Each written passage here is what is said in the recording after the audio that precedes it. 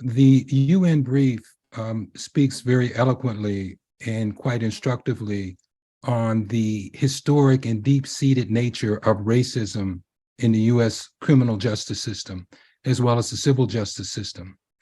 One of the things that's been, I would argue, most overlooked in this case, there's been a lot of focus, and rightfully, on the improprieties of police and prosecutors, but very little on the judges that have handled this.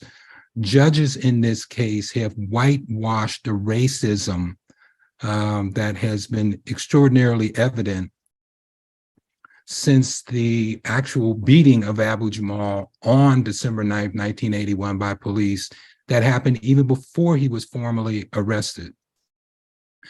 The honorable jurist that you'll hear from this morning is from Little Rock, Arkansas.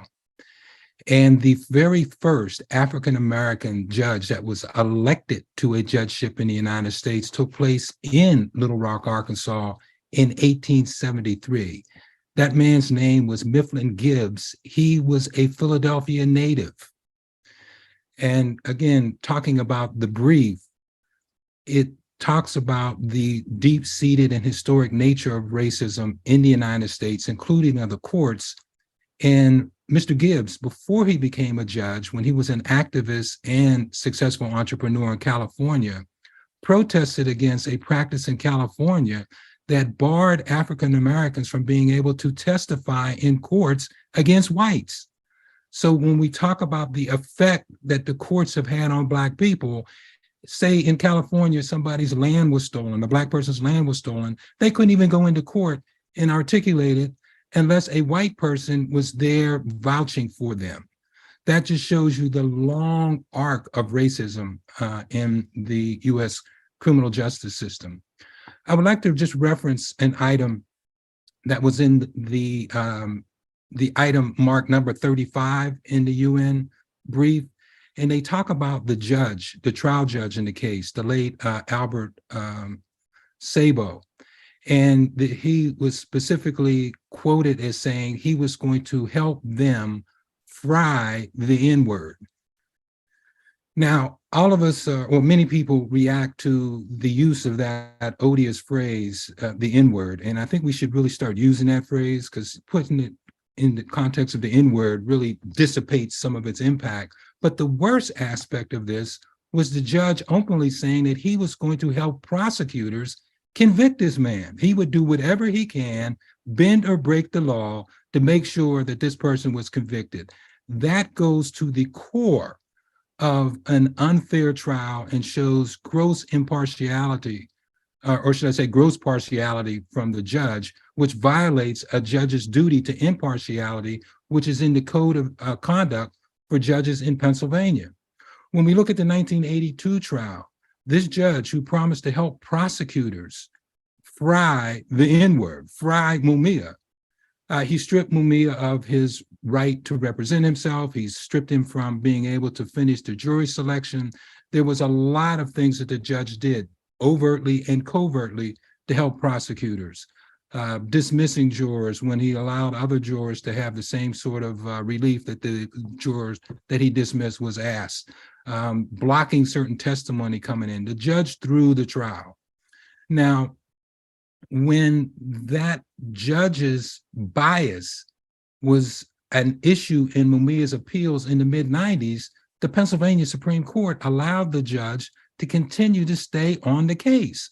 A classic and obvious example of the fox being put in charge of the hen house.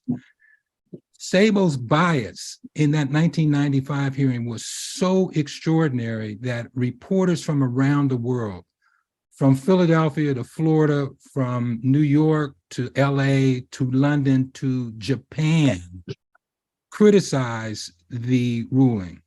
The actions of Sabo were so outrageous that Philadelphia's media, that was normally anti-Abu-Jamal, was critical of what Sabo was doing.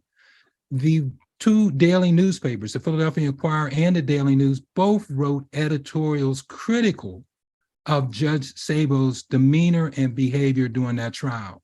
But when it came up to the Pennsylvania Supreme Court, what happened? The Pennsylvania Supreme Court haughtily said, oh, the opinions of a handful of journalists do not convince us that Sabo was biased. Although they said Sabo made intemperate remarks and acted in violation of judicial decorum. Now, let's look at the words. Judges' rulings are supposed to be precise in their wording. Handful means 6 or less of whatever you can grab in your hands. The members that were on the editorial boards of both the Daily News and the Inquirer were over a dozen people. So that's more than a handful. So we could see the shenanigans that the courts are playing with words. During that 1998 ruling, there was a justice on the case, one named Ron Castile. Ron Castile was the former DA of Philadelphia, who as DA worked diligently against any appeals for Abu-Jamal. Justice Castile was asked to not participate in that ruling because of his role as DA, and also because he received financial and campaign support historically from Philadelphia's police union, the Fraternal Order of Police, the main organization that at the time was seeking the execution of Abu-Jamal. So what did Justice Castile do? In his ruling, saying that he would not recuse himself from the case as the code of conduct required, he went on to identify 4 other judges on the Supreme Court that had received campaign funds from the FOP, saying, why criticize me when these other justices also received the same sort of support? So here we had 5 members of a 7-member court taking money and who knows what else from the main group seeking Abu-Jamal's execution. I don't think in any rational world, and we live in an irrational world, that would satisfy any tenets of fairness. That's why you have the UN brief, as well as Amnesty International and governmental entities around the world saying that Abu-Jamal's conviction violated any kind of international standards. I'm gonna do this real quick because the issue of Sabo's bias, that particular phrasing, I'm gonna help them fry the N-word, that came up as an issue in appeal. One judge, a Philadelphia court judge, said, nah, no big deal. It was a jury trial, so whatever Sabo did, even if he was racist, didn't have an impact on it. Please stop, just stop. Everything that Sabo did in that courtroom had an effect on what the jury would hear. And if Sabo made rulings, which he did, that kept evidence away from the jurors, they didn't have all of the information to make the ruling. When that case that just eliminated any kind of harm or violation by Sabo went to the Pennsylvania Supreme Court, the judge who wrote the opinion upholding the lower court judge saying no harm, no foul with this brutal racism, as well as a bias for prosecutors, said that, hey, no big deal. And furthermore, we've already ruled on this because in 98, when we said that there was no bias in 95 and 82, this is the same thing all over again. Well, it wasn't. It was different evidence, but they again whitewashed it. And I might add that the judge who issued that opinion in 2003, the Pennsylvania Supreme Court Justice, a guy named Aiken, years later, he was forced to resign from the court because he participated in sending racist, sexist, homophobic, and anti-Islamic emails on the state computer system. And that involved other judges and members of the state attorney general's office. So you could see how deeply racism is baked into this. When we talk about racism in terms of judges in the judiciary, we see very clearly that this is a whitewash case. It's extraordinary that in all of the dozens of judges that have handled this case, only 2 have been African-American.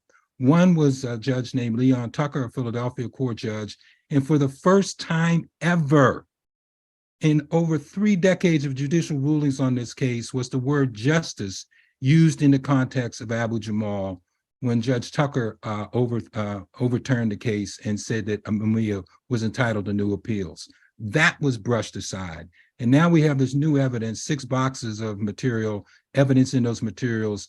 Those boxes of information were found in the DA's office. They had been kept secret and, more importantly, kept away from Abu-Jamal's defense team for 36 years in violation of federal and state court rulings and local law saying that materials should be turned over promptly. So what the UN's brief found that there was abundant racism, and it stated that that racism included violations of the right to a fair trial. And if you don't have that right to a fair trial, then you have all your rights violated. And that's what happened with Abu-Jamal. The UN brief says confront and don't ignore the racism. And that is now what is on the table or on the bench in front of Judge Clemens, who's now handling an African-American female judge. Is she going to ignore the very obvious racism and do her judicial duty to justice and find that there is racism in other violations that are very evident that you don't need to be a judge or a lawyer or a law school graduate to see? Thank you very much.